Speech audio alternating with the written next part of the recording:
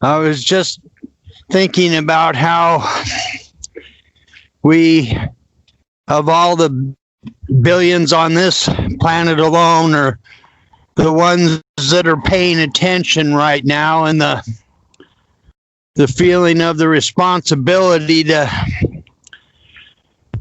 be presenting this, what Duane is trying to get out to the humans that will pay attention or have a chance to get out of these psych realms like ourselves. How big a responsibility it really seems to be, and how life would choose such as even me to be given this opportunity. Thanks, Tim. I feel the same way. It's just like, who's me to see this, to be able to have the opportunity and the privilege to see this. So we're very fortunate. Kevin, do you have anything else? It's about noon, about an hour, but do you have anything you'd like to comment or share? Yeah, I feel the same as Tim and what you have just said there. How sometimes I feel the same thing, that along the same lines. Who am I to be approached by the guides and given such an opportunity?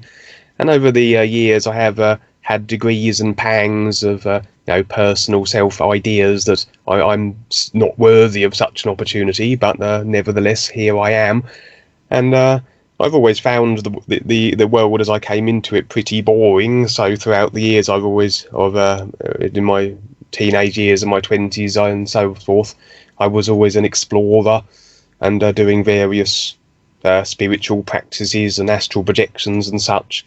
And I do think that is very much an indication and the green light for the guides. I think very often that they see people who are obviously looking to be more than the social consciousness that they've walked into, wherever they happen to be, in whatever simulator they are in.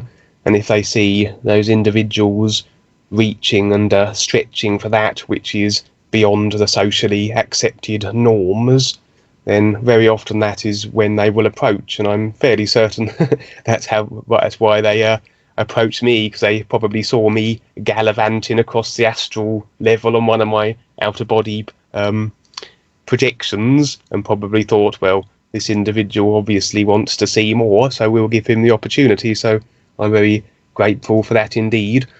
And even before I came to the new presentation, when I was doing my astral projections, a lot of times I did feel that I had protection from something.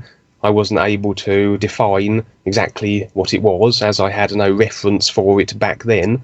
But there was one experience as an example, when I did an astral projection. It's only a brief experience. I did an out-of-body experience. I found myself in what I can only describe as the planet of the spider people. And they were half spider and half person, the person on the top and the spider legs on the bottom. And they told me that they were quite amiable as they were at that moment, but when night falls, they become very aggressive, and they advised me to leave and return back to my body because they knew I was astral projecting. And but naturally I remained, because I tend to be quite curious as an individual. And night fell, and they did indeed become very aggressive and all attacked me. And to be honest, I thought I was a goner. But then something suddenly seized me from behind, almost as though by the scruff of the neck or the collar, and I was suddenly propelled backwards at tremendous speeds from the scene, and probably from a very dodgy situation. And I was, as I said, propelled and taken back to my body. And I'm almost certain that even then the guides were watching over me, because they can probably undoubtedly see the individuals who are getting ready to come into this well before they make the personal decision to do so. And so, yes, I just wanted to add that in there. So thank you very much. Yes, everybody is worthy. This is true, and it's actually not about being worthy or not. We do go through these things and these ideas because all of a sudden we realize at a certain point that this personal self in our life here isn't what we think it is, but that's okay. But the idea is that, okay, as we have all these ideas from beliefs and different paths, teachings, etc., that we've known, and we've needed all this experience. It's all okay. Everything is okay. Nothing is to be negated. It's not about good or bad, right or wrong. It's about simply seeing things for what they are, what we've created, etc., coming into this present moment, and simply taking the risk to see more. That's all. Simply take the risk to see more. And yes, it's an endurance test too. It's a real challenge. And it's not something all overnight. It's not hocus pocus. It's very real. And as we carry all our routines with us, we have to deal with ourselves. I look at the 50 years since I was with Paul and have done this all this time. I feel that I see that it's a very small journey so far with just what I've experienced here in this dimension, and not including all the preparation it took for me to be able to come into this experience, be able to understand and do this. I went through a whole lot to figure this out, to get to this point. And so did Paul. We all do. We all go through this because life is big. So it's not about any attitudes or anything funny. Simply take the risk. That's all. Sing the new you.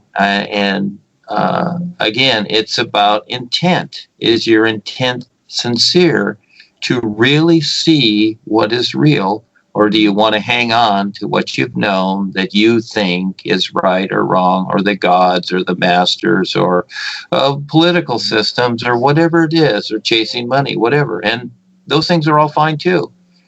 But when you put life first, then everything comes together, and then you start to see how it all fits. And now you can be creative, have fun in creation. Promoting something that's real and genuine has real value, and now you have a real purpose. That's the best part. So the new presentation, this is why I called it this, because it is not a category. It is not spiritual. It's not political. It's not meditation. It's none of these things. Those are all categories that we've known and we've come through, and those are fine. If that's what you want, go for it. Sometimes I tell people, well, if they don't listen, go pray to your gods, whatever. It's your choice. We have free will. The new presentation is all about recognizing what is almost impossible to recognize and stand real with. But it is possible. It's like Mission Impossible. It can be done, but maybe it's going to take you 100 years. Are you willing to hold to it? Are you willing to recognize your intent and how it really is, and how you are really that intent? And so again, we've all had our intent in creation, and we needed to do that. We needed to create all these lifetimes so that we have something to relate to, because all of life is invisible. The reality, the isness is actually invisible. Then from it comes the light and sound. But the reality that it is invisible. And the light that we get through, and this is what Paul used in his spiritual exercises when he first came here and created Ekankar, the light and sound. The light was the knowledge in creation. We need that. So that is the first step. That wasn't the real light. And so many people think that it's the real light, but it's not. It's just simply the information that we need to get going to eventually see through all of creation and deal with the 5 bodies we have. So this is a huge, huge journey, not to be taken for granted. So there is no college course out there where you're going to find this. So people with their degrees and whatever, respectfully, that's fine. But life is bigger, a whole lot bigger, and it's endless.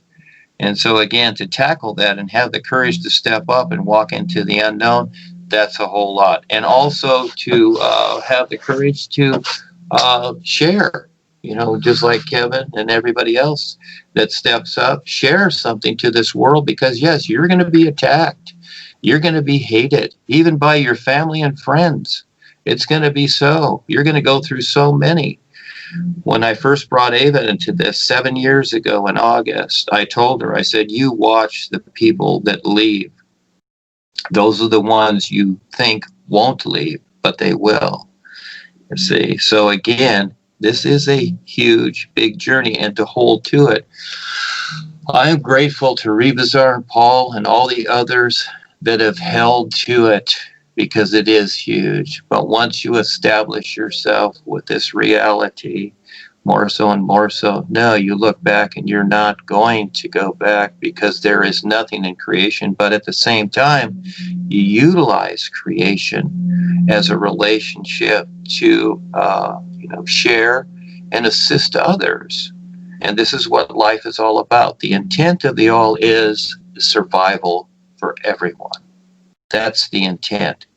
But we have free will. This is a must. We must have that free will, because that activates the becoming more aware. Life cannot be controlled by anything. It must have that free will. Just like birds need to fly where they do. You cannot decide where the bird is going to fly. You cannot put him in a cage and say, no flying, because then the bird actually doesn't become more aware, where it becomes self-indulgent for the most part. And to get out of these routines, which people have, they have had good lifestyles, and most of them become self-indulgent. They don't want to leave their routines. I've seen so many of them, and it's so sad. Even the best seers that have all the real side experiences, they still give it up for their personal life. That's a choice. I've seen so many too. And again, sometimes I get very discouraged at this. It's like, gee whiz, it's so simple. And it's so real, but yet you have to learn to see it. So it is being the risk taker. You don't need any attitudes at all. Just simply be the risk taker and learn to see what you've never seen before. And there's the challenge. Can you do it? And can you keep doing it? Because guess what? As you start to see it, it will be new every single moment. Newer and newer and newer. And there will be more and more. But it's not something like creation. It's its own reality, and you decide how you're going to relate that, etc. And those that step up, and the boys see the courage and the experience that each person has, and accordingly they will give experiences. And I see this especially with Kevin and Pierce and others, etc., that have these radical experiences. You are the great witnesses, and I've seen so many before, and they've come and gone. Just like in book 2, my girlfriend while I was married was Chris. In the book, it's Heather. 20 years with the boys, 20 years of real side experiences. Book 8, Blue Sky Island, that's just some of it, very small part of that, and she said no. She gave it up. And so it's not about the experiences so much. It's about if you can see this reality again, see something that you can't even consider. That's the best part, because it is everything and it isn't visible. And that is the perceiving that I talk about. And Paul referred to it as direct knowing, or what have you, direct perception, etc. But it's really more than that. And again, Paul babysat people because he needed to start it off. But now, life is now. It is not then.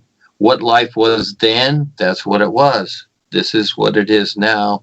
It's even better, but you got to keep up. You got to recognize it. You always have to take the risk. And there are going to be so many situations, just like Kevin's experience here, where he objectively sees it, and those that are controlling others, they're going to try and prompt you to come and do what they're doing, just like in Kevin's experience. That's a very good one. I suggest sharing that out there, even creating a group, Kevin, with that, and just share it everywhere and on the websites. And so again, the idea is create a website. Those that have the courage to step up and do it, create a website, Duane the Great Writer at Wix.com or whatever it is. Let's get it out there. You see the world, it is burning and it's very real, and they don't like us here. But got a lot to do. And those that stand real with this, well, you're going to see what others don't. You decide. Yes, thank you, everybody.